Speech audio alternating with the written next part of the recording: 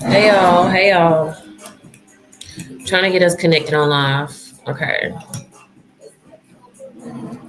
Uh,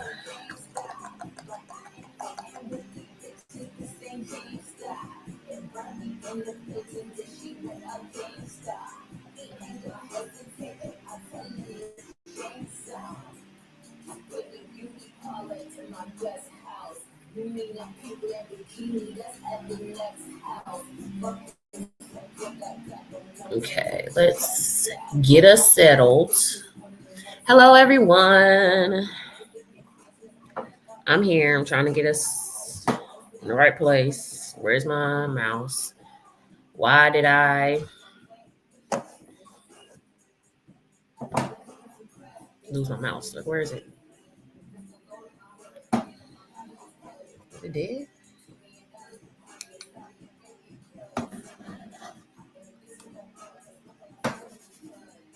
Okay, there we go.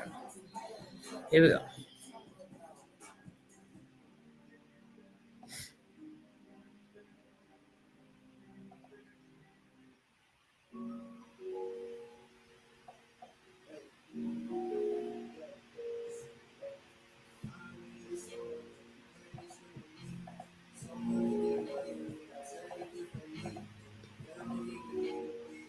Y'all, it's not working. What's going on?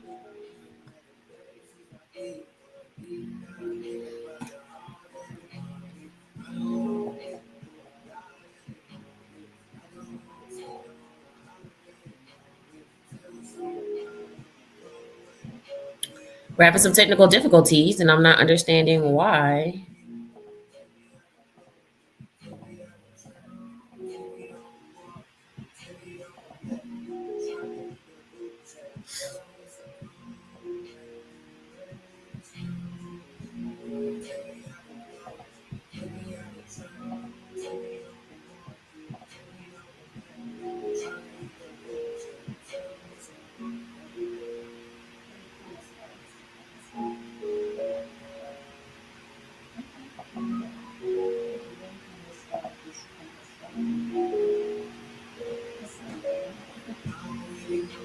Of course, my computer is frozen. Like, of course, my computer is frozen.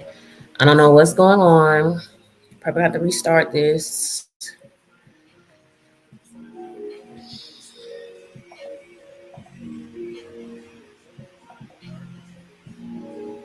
I'm doing good. I am live on multiple platforms right now, and I can't get any response from my computer. Why? Why is that?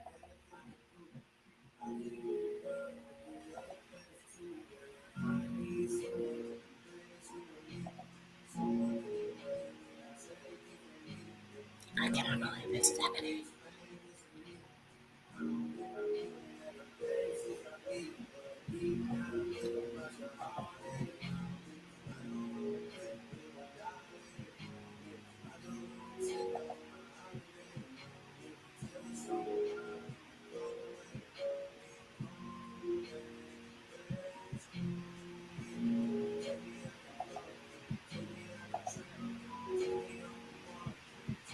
Y'all, it is not responding to nothing right now. Like, nothing.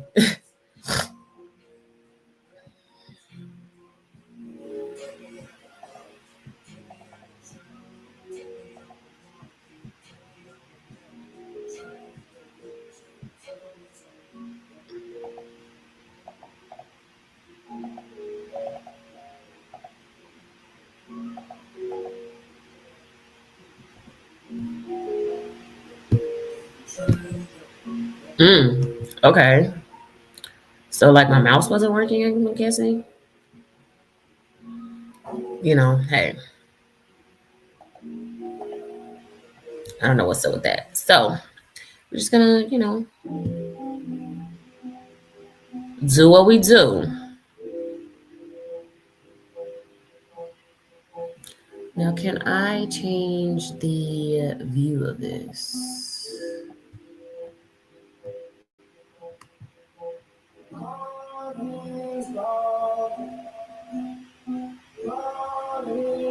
There we go.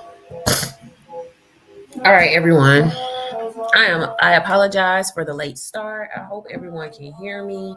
Let's do a little live check since we was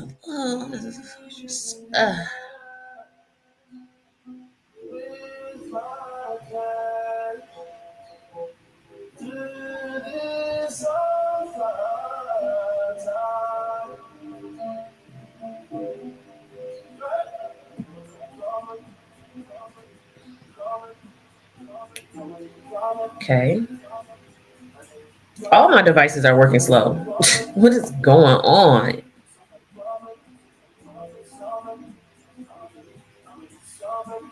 It's a Sunday morning, ain't it?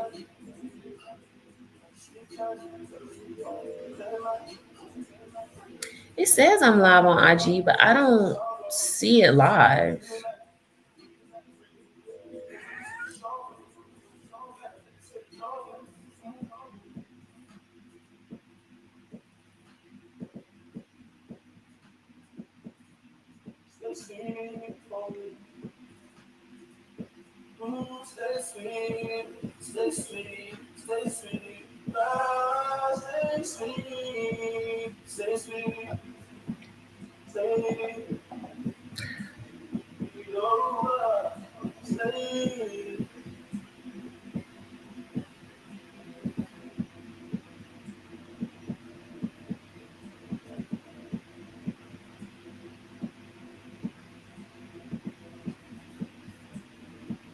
All right, we're just gonna get started. I don't know what's going on. Ain't nothing working right, but let's just check YouTube. Let's see if YouTube is playing before we get this show on the road.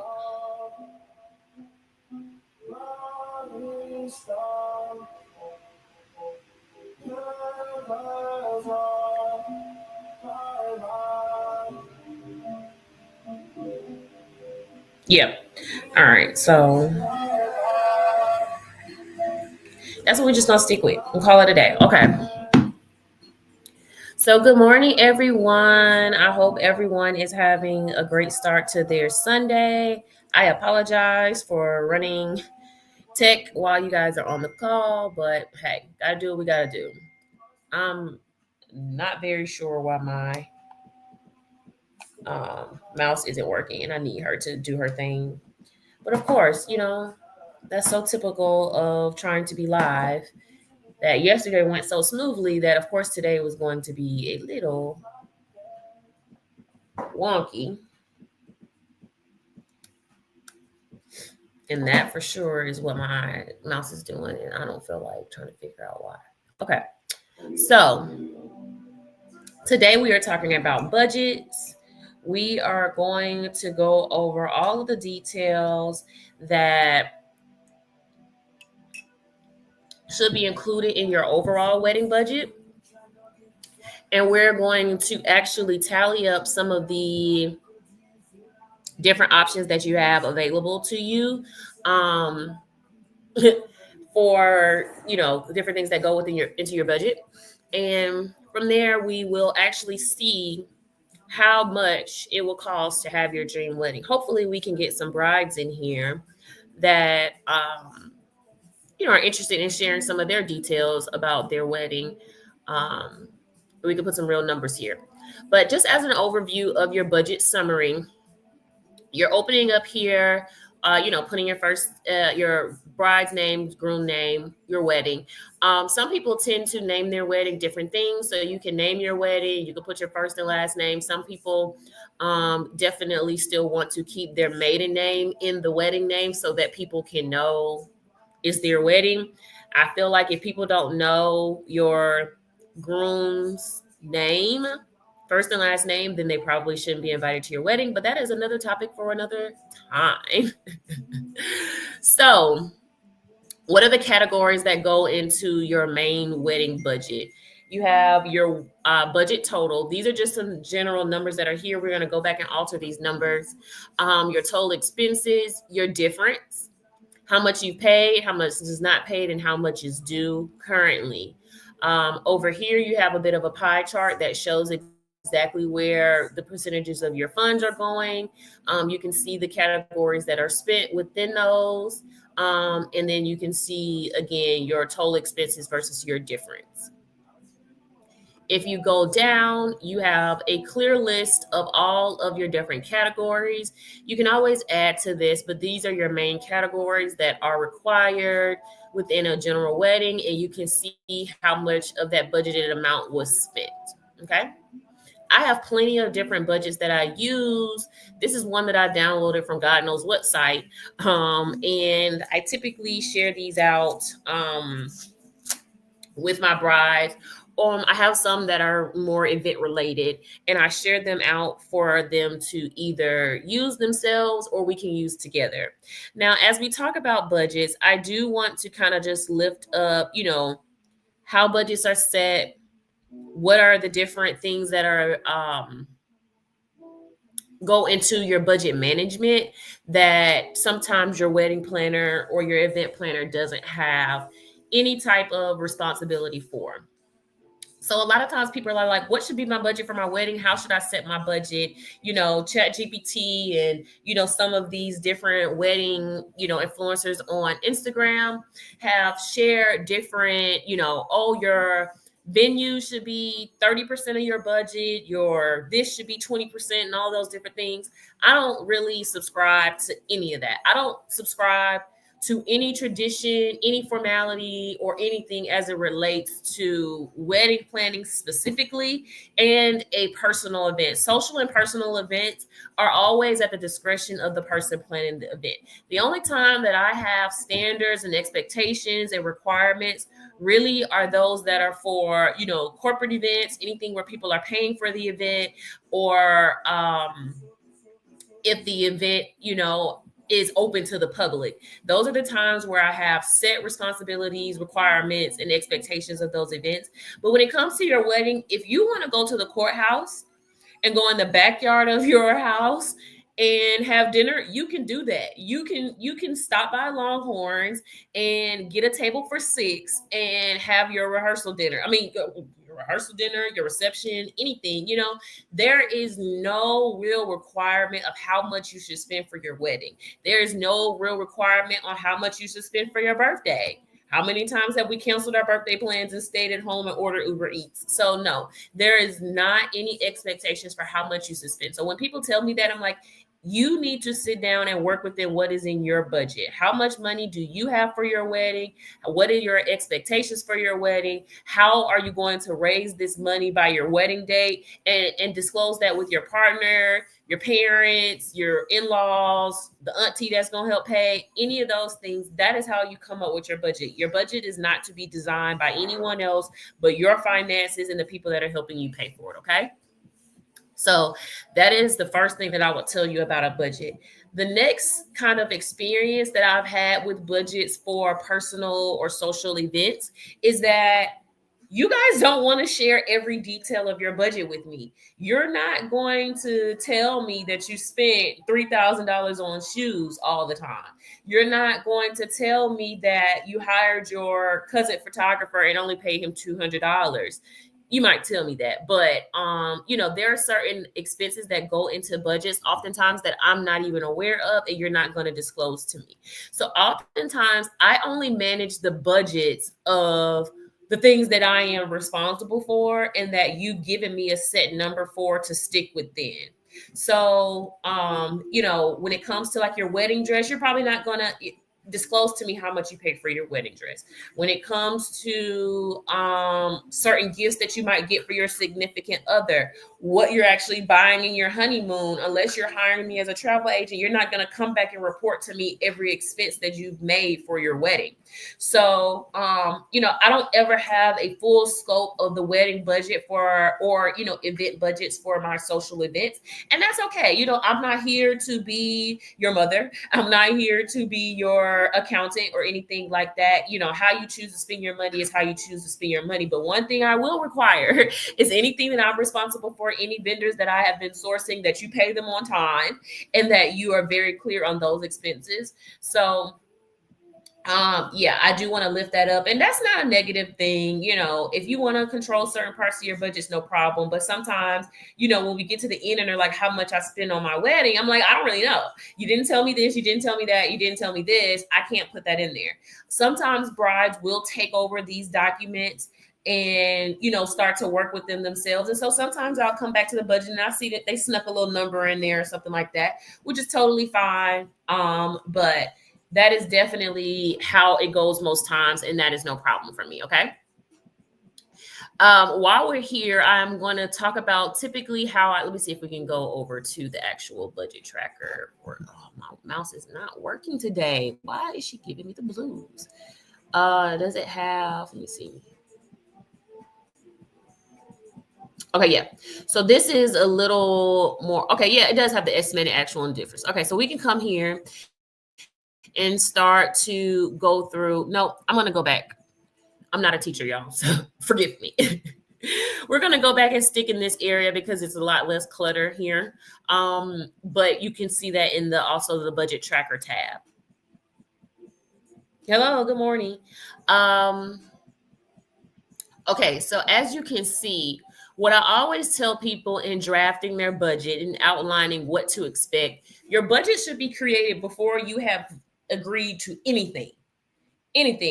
You might have been eyeing the venue, you might have a wedding dress, you might have all of these little details that you already know how you want to plan them out, but you have to budget them out. And the way that you do a proper budget, because a lot of people don't seem to know this, is and this is more of a corporate standard, but it is something that you should use as a personal or social event as well, is to source the different vendors and do like a procurement process. Get 3 quotes from 3 different vendors in everything in anything that you do. 3 different venues you need to review them. 3 different photographers, 3 different caterers, 3 different entertainment, 3 different cake people, all of those different things. And the reason I say this, even if you know which vendor you're going to use, by you sourcing other vendors, you're able to see what their offerings are. And then you're able to take those offerings back to maybe the vendor that you want and say, hey, this is the price that I'm getting for these types of experiences. Can you add that to my quote and keep it within the same price range? It's like price matching, essentially. So if you go to Home Depot or Lowe's and you see something that is priced at $20 at Home Depot and it's $32 at Lowe's. Well, let's switch it around because I don't really know the rules of Lowe's, but I know Home Depot does this. If you see something for $32 at Home Depot and it's $20 at Lowe's, you can tell Home Depot and pull it up on your phone and say, hey, this product is $20 at Lowe's. Can you price match it? And they'll price match it and beat it by 10%. And so that is something that I always recommend you do with all of your vendors. Get them to price match, get some comparisons, and that way you can see what the full offerings are for things. A lot of times people are like, oh, I know I want to get married at this venue, and they only have a 10-hour rental process. So you have to pay for every additional hour of your rental. They don't allow you to bring your own alcohol. So if you go to another venue, maybe you might be able to bring your own alcohol, and that significantly cuts some of the cost. So there are different things that could be included in their quotes that you can interchange. And so I definitely want to make sure that you go through some sort of procurement process. And so in that process, again, this is not a time where you say, okay, well, I've procured it. I know which one I want to go with. I've negotiated. Now I'm going to do it. And I still haven't outlined all of my other numbers. You want to outline every number possible before you agree to any contracts. And you want to put that expected number into your budget. And that is before you have done anything. And that way you're able to really see where you are with your numbers. So once you have outlined all of those numbers, now you will go more so to what I consider, you have a budget and then you have an estimate. Okay. So you're going to get a quote from those vendors in your procurement process to get all the numbers. Once you have that quote, you move more so to an estimate invoice space. And so in that estimate or invoice space, that is where now your numbers will fluctuate because of your head count. They might fluctuate because you've decided that you want to add steak when initially you quoted chicken. All of those different things. You initially said, okay, I want a cake for 100 people. Well, now you have 80 people. So now your cake price is going to go down. That next line item, I think that should always be in your budget is the actual estimate. And so that is the number that is estimated up until the day of your service. Once you have your date of your service, there is another line that I consider that it should be always added to your budget, which is an actual. Your actual is what did you actually pay at the end of the day? What did you actually pay? So you have three columns. Your budget, that's something that you made up yourself that you're trying to stick within. You have your estimate, and then you have your actual, okay? So we discussed the differences between your estimate and your actual will be your head counts, anything that is variable expenses, all of those different things that will go there. So what I always tell people is the reason that I break it down into those three columns is also because when you break it down that way, you are able to offset some things. So again, if your head count, once you get all your RSVPs back, you thought you had 100, now you're at 82. Now you're going to change anything that is a variable expense based on your head count and adjust it to that 82 number in your actual estimate, or sometimes your actual. Either way it goes. And then you're able to see, okay, I saved $3,000 in catering, but now I want to add a videographer that I did not initially quote for. You have $3,000 to add that. Say that you did not, hire a wedding planner initially. Now you've saved $3,000 in catering that could go to your wedding planner. You decided that your favors and your gifts can come from Amazon versus getting them from Etsy, and now you've saved $300. Now you can, maybe purchase God knows what with the $300. I don't know. And so though that is how I always say that, you want to review your budget and keep those numbers in real time because you're able to offset some things and still stay within your bottom line number. The next thing about a budget is that bottom line number where we're up here. Let me scroll up. And for those that are on the TikTok, you can join me on, I think I live on Instagram, or you can join me on YouTube. Okay. Your total budget. And so you always want to stick within that bottom line number that you came up with.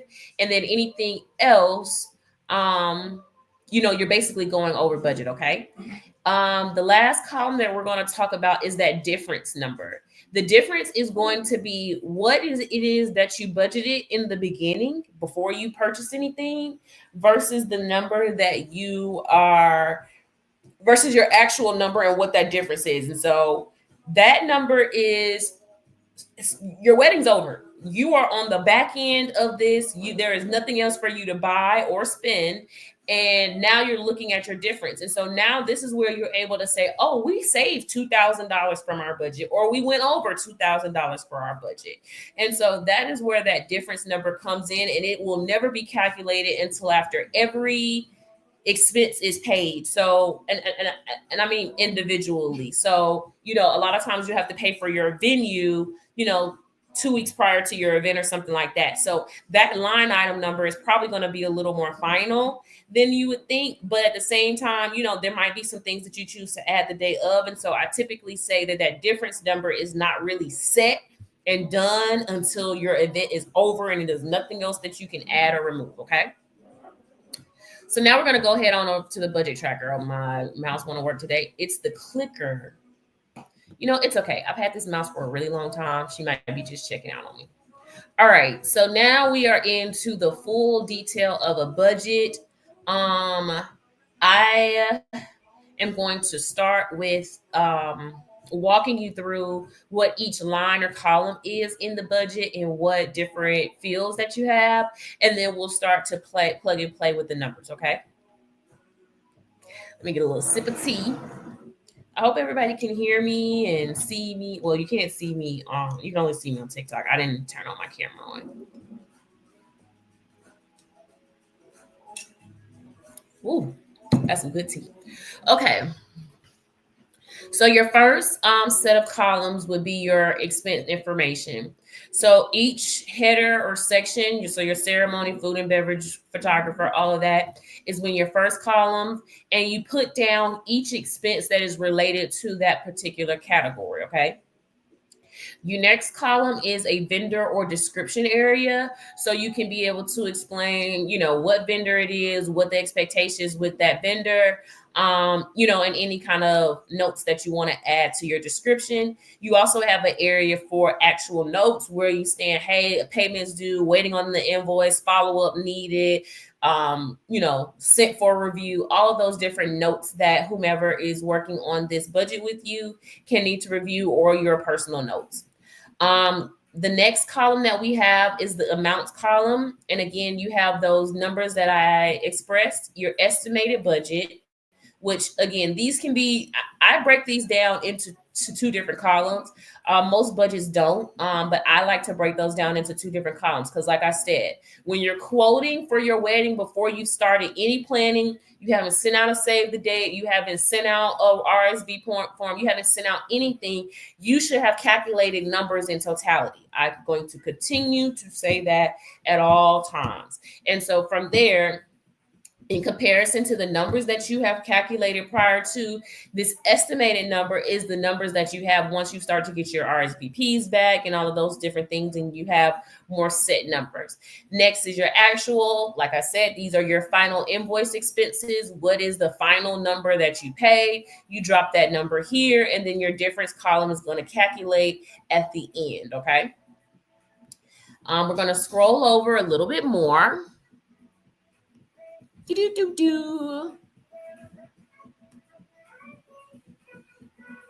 All right. So your next column is all of your payment information. You have your payment status, you have your deposits, you have the deposit due dates, you have the days left to pay the deposit. I'm not sure if this is a formula. It is absolutely a formula. And so you can calculate that. You have your deposit payment date. So when did you actually pay the deposit?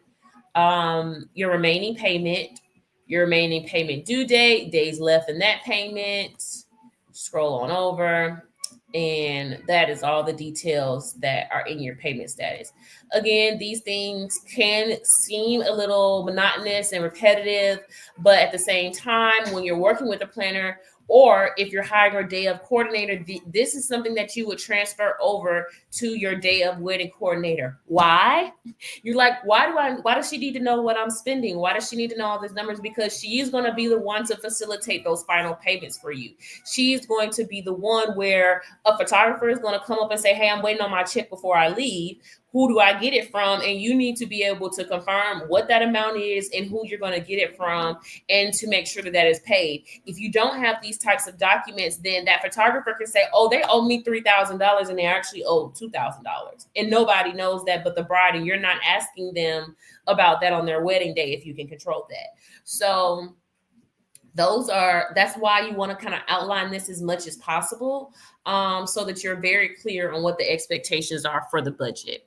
We're going to take a quick scroll down through the different categories that are listed under each expense, just so that you can kind of see and get an expectation before we start to actually throw some numbers in here, okay? So with your ceremony and your reception, you have your venue, your officiant, your table and chair rentals, you have your linen, your furniture rentals, your tent and entrance door, whatever the decor, sorry. You have your special service permits. So that means if you're getting married in a park or anything like that, a lot of venues might request that you get some type of liquor permit, or certificate of insurance, or any type of thing like that. And so those different permits are there. Your liability insurance, certificate of insurance, which you can purchase online. Your tipping, you want to be able to calculate how much you're going to tip people into those fees, which is, again, something that people don't consider. And then you have your rehearsal, dinner, cocktail hour, whatever that might look like, and then any other expenses. Same thing for your food and beverage. You have your food, your bartenders, your late night snacks, your liquor, your non-alcoholic beverages, That repeats twice. Interesting. Your tipping in other. Oh, we're not going in the right direction. Um,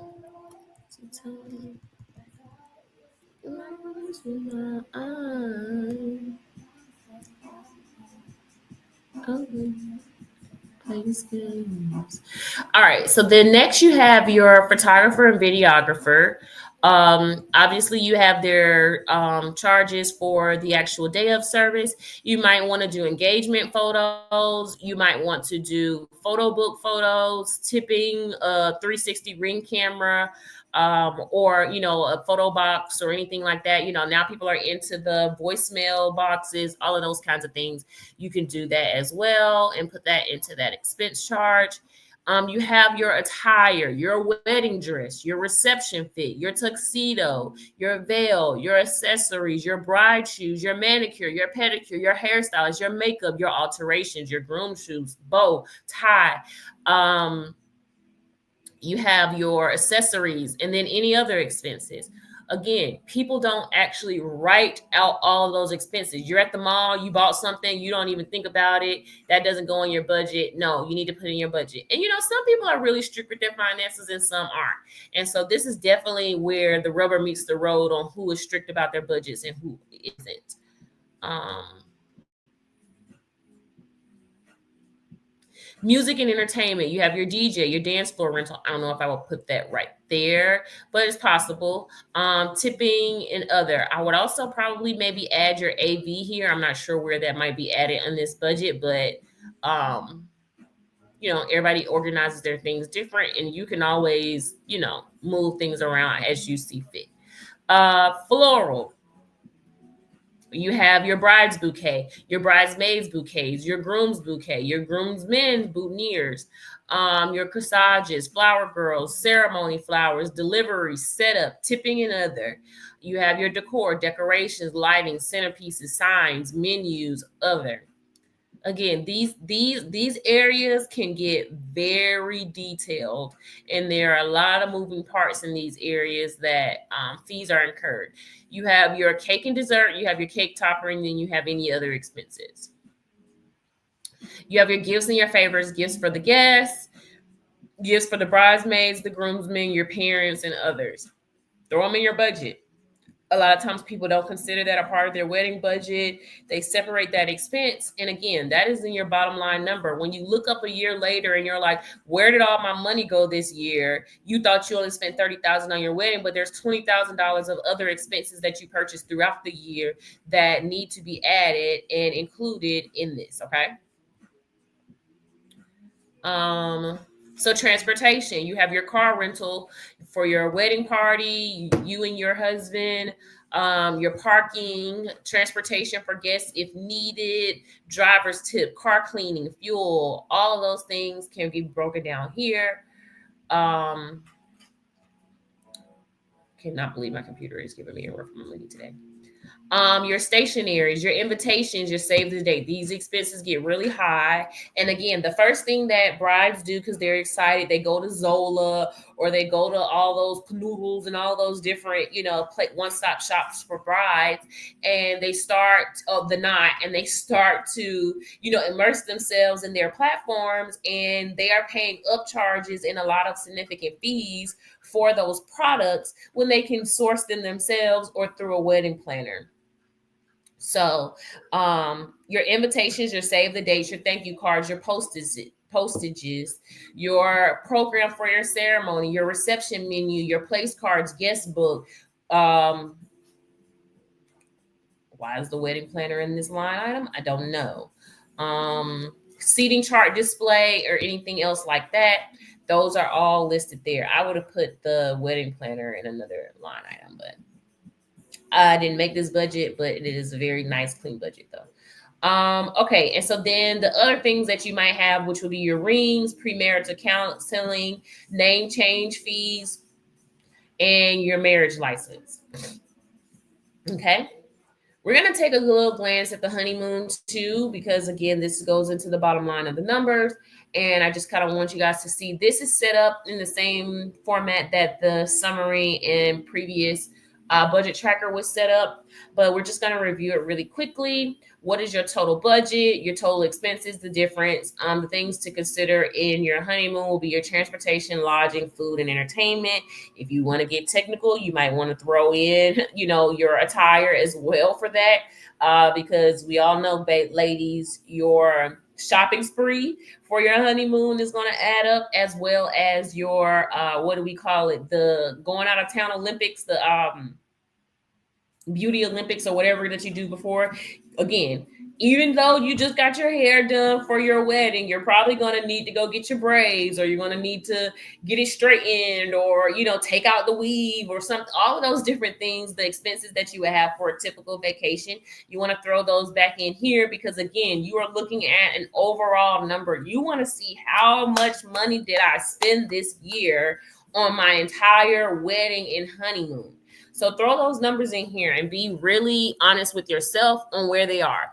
So again, the numbers that are included in this actual budget are your flight tickets, any taxi and bus fees, Uber fees, rental car if needed, the mileage if you need to pay for that, parking at the hotel or other places, your actual hotel costs per night, breakfast, lunch, dinner, snacks, museum tickets, live show tickets.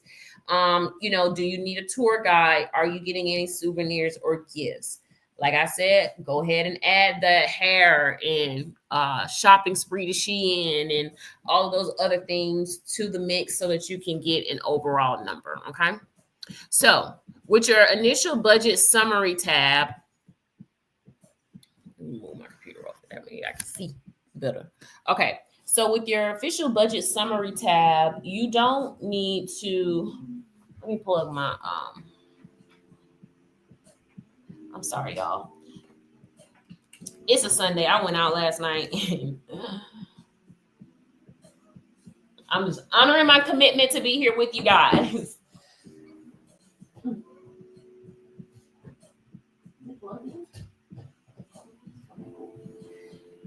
Get the iPad going. Okay. So with your budget summary tab, you're not going to manipulate any numbers here. All of the numbers will compute from what you put into your actual tracker. So you will never really touch the numbers here. Don't manipulate anything, because you're going to mess up your formulas, okay?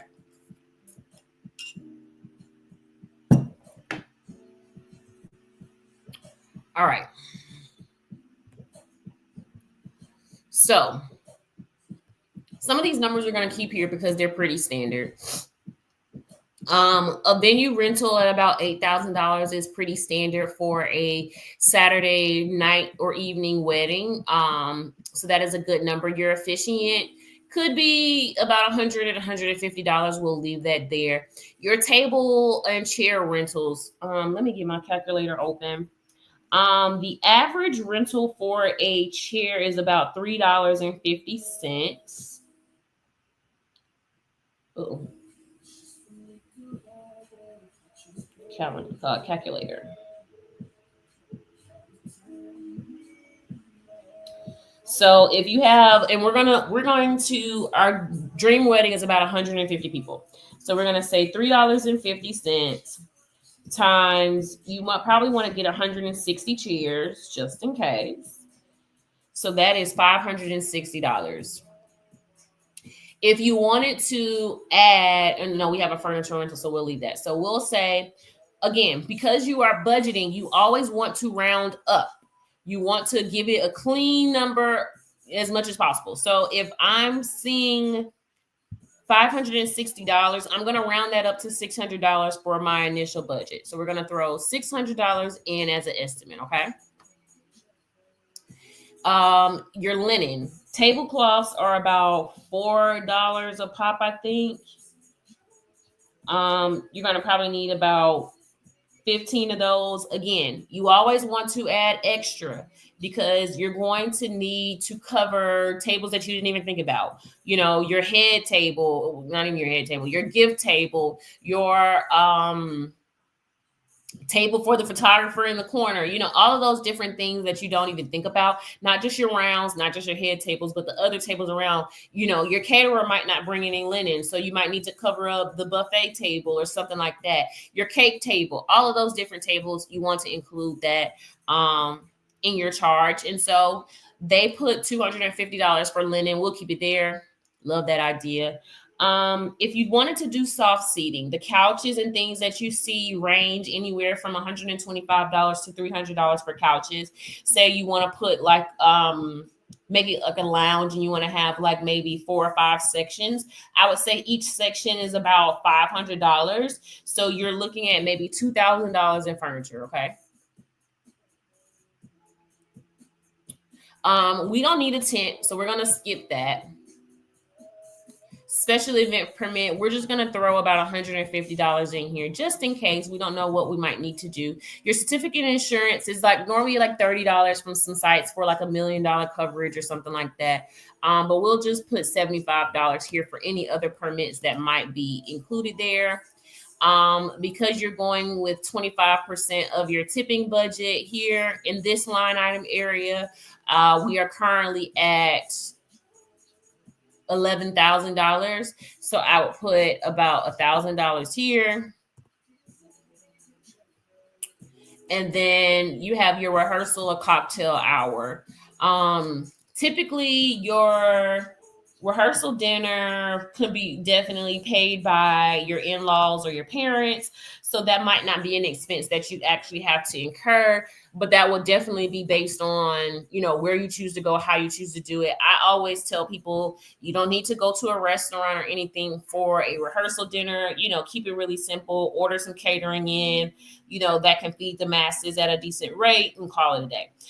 Your cocktail hour is definitely an expense that can creep up on you because those, hors d'oeuvres are normally like $3 a piece. You need about 3 pieces per person. So you're looking at $9, $10, $15 for a cocktail hour for food. And then, a 2-hour open bar or something like that is rounds about $30, $35. You have 23% service charges on that. You have 8% sales tax on that. And you might have a bartender fee of $125 per bartender. And you need 1 bartender for every 75 attendees. So we're going to leave that blank though, because I'm going to say that goes into your food and beverage minimum for some of those expenses. So your typical average food and beverage minimum for a wedding is about $25K. Your minimum does not mean that is all you're going to spend. That does not mean that it is possible for you to offer a cocktail hour, open bar, and all of those things within that rate. If a vendor is giving you a minimum, that is because it is a minimum requirement for majority of their services. But trust me, it is not the max at all. So, your minimum with $25K might be their chicken dinner with a cash bar and 2 appetizers, a spring roll and an empanada, kind of thing. That does not include the short rib, that does not include the steak, that does not include the shrimp kebabs, that does not include top shelf liquor, all of those different things. That is something that is up to you and how you choose to calculate that. And again, I have a whole separate budget that I keep track of that $25K food and beverage minimum, because if you really want to stick to it, you're going to need to calculate those numbers for yourself before ordering, and then make sure that it matches your BEO and your estimates that you get back from your caterer. And then also you want to make sure that it aligns with your head counts, and so you can do those numbers in real time. So say you send out your RSVPs, you've already sent over, at least a general quote to your caterer. You're thinking you're going to have 125 guests, and now you have 150. You're going to need to go back to the drawing board of your own document and calculate, okay, do I need to switch to spring rolls because I did have short ribs as, shrimp cocktail as a appetizer, and now I probably need to switch to spring rolls because I get more bang for my buck. Those different things you want to calculate before you go back to your caterer so that you could be able to cross-reference those numbers and make sure that you're staying in a line, because that's not their job. All the caterer is going to do is say, oh, do you want spring rolls or you want shrimp kebabs? Okay, how many you need? Okay, and I'm gonna send you this invoice. They're not gonna do the calculations and help you stay within that number. They're gonna send you back what it's gonna cost, and it's up to you to make that decision. So it's best for you to do the numbers and then have some course correct on your own. We just talked about bartenders. Like we said, they're about 125 each. If you have 75 per 75, you're going to need 2. So you're looking at about $300 for bartenders. Late night snack, that is completely up to you. We're going to skip that. Your liquor, we're going to include that in the food and beverage minimum, but I'll throw an extra $5,000 in here because we might want to open bar, okay? A lot of times your alcoholic beverages, your non-alcoholic beverages would be included in bar packages, but you choose to add a little lemonade or something like that. So we've all been to the event where they only have the unsweetened iced tea. Why is that? Because the unsweetened iced tea is probably about $80 a gallon, and it is the cheapest thing that you can get. So if you would like to add, sodas or anything like that that might not be included in the bar, then that is where you want to add that. And those are typically sold by the gallon. A lot of hotels, people don't know, coffee is about $92 a gallon. I'm not lying to you. Do the research. So if you want coffee, at the end of your dinner, $92 a gallon. How much does a gallon serve? 6 to 8 people. So we're going to say we're going to get 4 gallons. We're going to throw $500 in there, okay?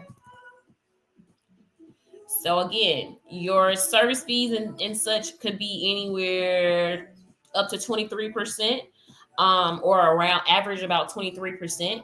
So right now we're at 30,000. We're just going to double that. Let's see. Let's do some numbers.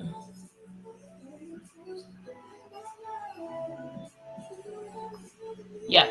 So we'll throw $6,000 in there. All right. Again, tipping might not be what you consider like I'm coming out of my pocket, to like just hand somebody cash, but it's already going to be included in your expenses as a service fee. Okay. And that minimum, that 25K minimum, does not include those service fees. The 25K food and beverage minimum is not going to include your service charge. So you think, oh, if I spend $14,000 and I need to pay, 23% of that, I can get up to no. 25K is just for the food and the beverages. Every additional fee after that is separate from that minimum. So if you have a 25K food and beverage minimum, you're probably going to spend an extra $10,000 on top of that in fees. We're looking at the numbers here, okay? All right. So again, we're just throwing numbers in here. So we're going to keep scrolling. I'm going to leave the other tab alone. Your videographer and photographer. Your average wedding planner, videographer, photographer group, if you are going to hire them together, we'll just throw $10,000 in here. It's a pretty solid rate. We're going to skip the engagement pictures because, you guys chose to do that on your own DJI camera. Call it a day. You're not going to do a photo book.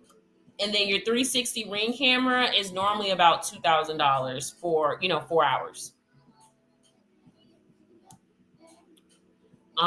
So I think we've covered photography and videography expenses. All right. These expenses, again, like I said, a lot of times brides don't necessarily give me that information. I don't know. There are some fees here that are already included. Your manicure, your pedicure, your hair styling. We're going to put that at about $350. Your wedding dress is up to you, but your mom paid for that. So we're gonna skip those accessories, bra, shoes.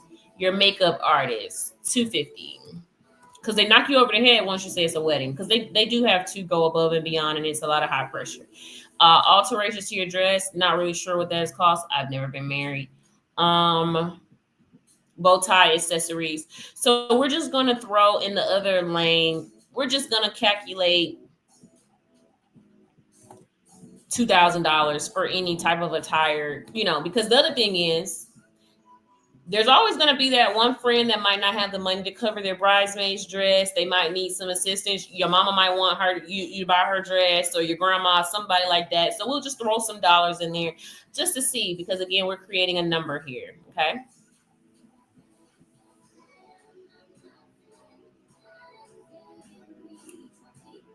Okay. So your DJ, $800 is a pretty good rate for that. Your dance floor could be purchased through your wedding, your hotel and all that, your staging. So we'll leave that alone. We don't have an AV expense in here. So I'm going to put in the other, your AV.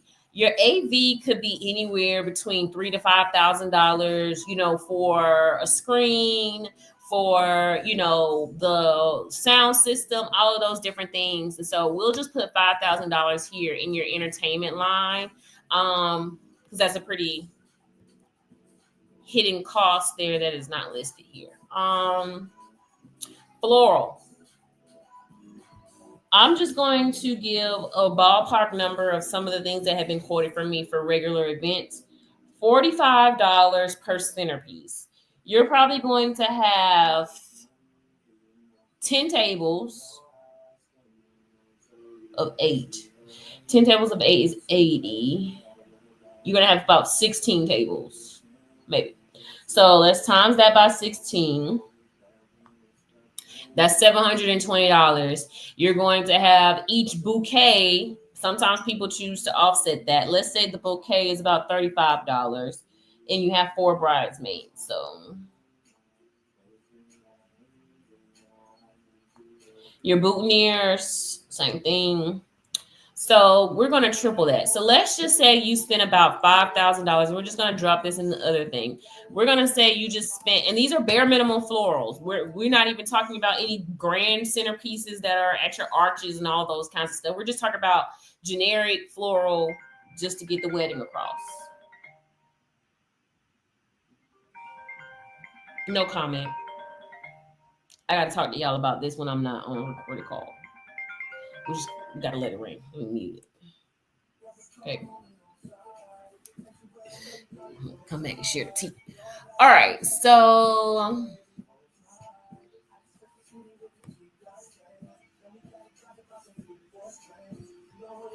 next, you got your decoration, lighting, centerpieces, signs, and menus.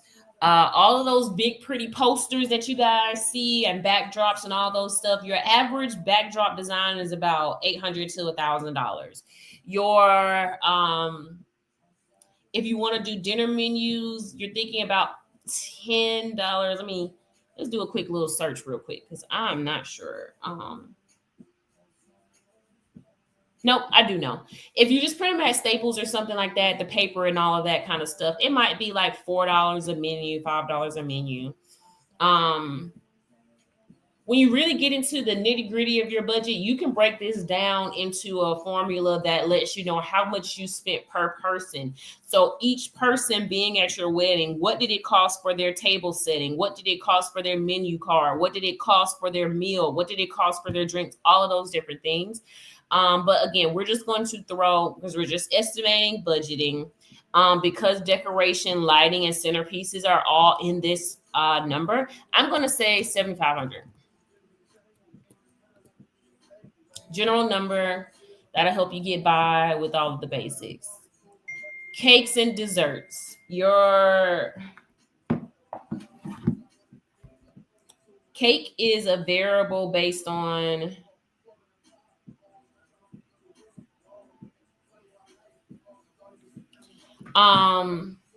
is based on your cake designer, but I would say, cakes are about $800 to $1,200. So we're just gonna put a flat out $1,200 there. That might cover your cake and your cake topper and any delivery fees.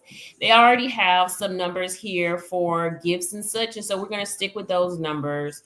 Transportation, you rented an Uber black card. Let's just say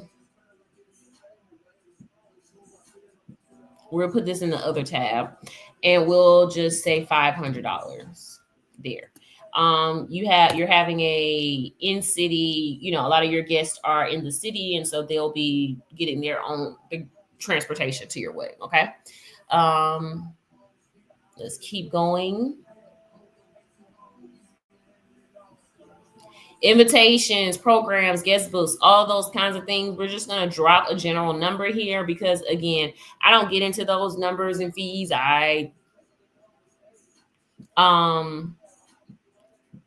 We're just going to throw a number here and we'll say 3,000. And the reason I say throw a number here, because it could be as much or as little as you want. If you have your own white paper and a printer, you can do that yourself. If you want to go up to Staples and let them print it, you can do that yourself. You don't have to go through an official stationery company to draft up your invitations. And also, some people, we've seen invitations where it comes in this big, pretty box. It's got glass and plexi and all that kind of stuff, pulling out different things. So, these can get really pricey. But we're just going to throw a general number here because we're just trying to get a budget summary, okay?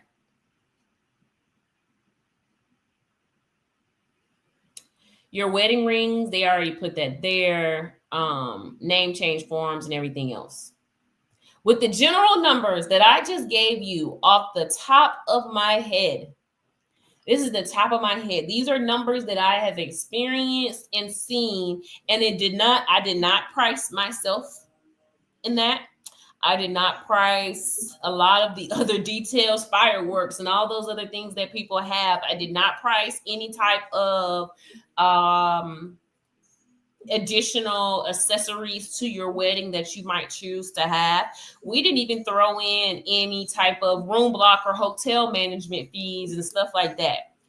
This wedding that we have just guesstimated will be $89,000, $831.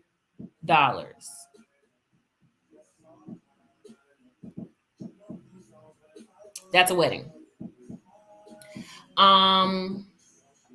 We're going to go over to the honeymoon tracker just to kind of see where the numbers are here.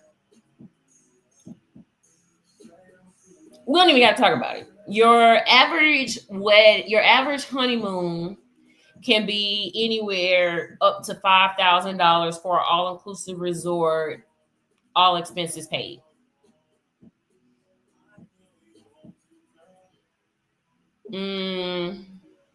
Yeah, if it's all inclusive and you choose to just stay on the resort and max and relax with that, $5,000 is a safe number. So I'm just going to round this up to that and get that there so that you guys can see in the overall number. They didn't even have a other place. Let's put the flights, hotel cost fees. It was the right wrong.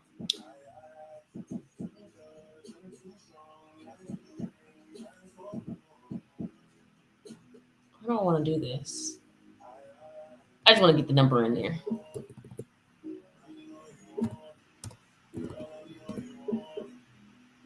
All right, yeah. And then we'll change this to.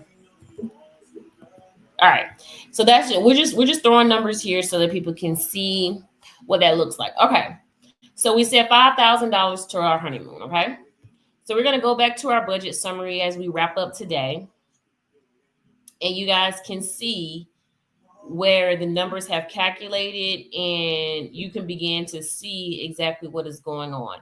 Your total wedding budget, all of the numbers that you've put there. Your expenses and the difference has not been calculated because we're just looking at a budget. If you slide over here to your honeymoon, you see the total budget versus your total expenses because we changed that number. I don't know what's calculating here because that's not the difference. So something might be broken in this, but hey, You guys can see where these numbers line. You see? And I mean, these are very realistic numbers. I know you're like, oh, she's just throwing stuff at the wall. No, no, no, no, baby. If you really sit down and do a procurement process, you will see that these numbers add up just as fast as we just sat here and threw them at this Excel sheet. So as we close out on budgets, tomorrow we're going to actually talk about the different vendors. We're going to really go through and talk about how to, again, your procurement process. We can go through that. We'll also talk about, some different things that you want to review with each vendor, how you want to select them, what you want to look for in your contracts, how you want to draft those out. I had another person on live yesterday, and she was telling me that, her photographer and videographer did not deliver her photos. And so we'll go through a standard contract, and then I'll take you guys through my personal contract so that you can see the different things that I include in that and what to look for as you are sourcing your own vendors, okay?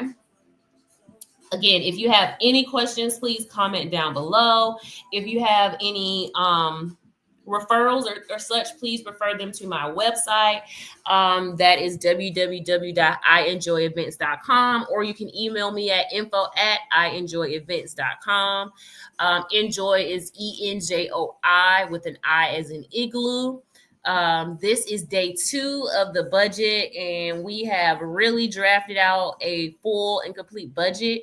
If you have any questions that you want to add to vendors tomorrow, please let me know, or just join the live. You guys are also welcome to come onto the live with me and ask your questions in person. So if you are comfortable with that, I can share the link out with you and you guys can join me and actually be able to do a live consultation. Okay. All righty. I will talk to you guys tomorrow.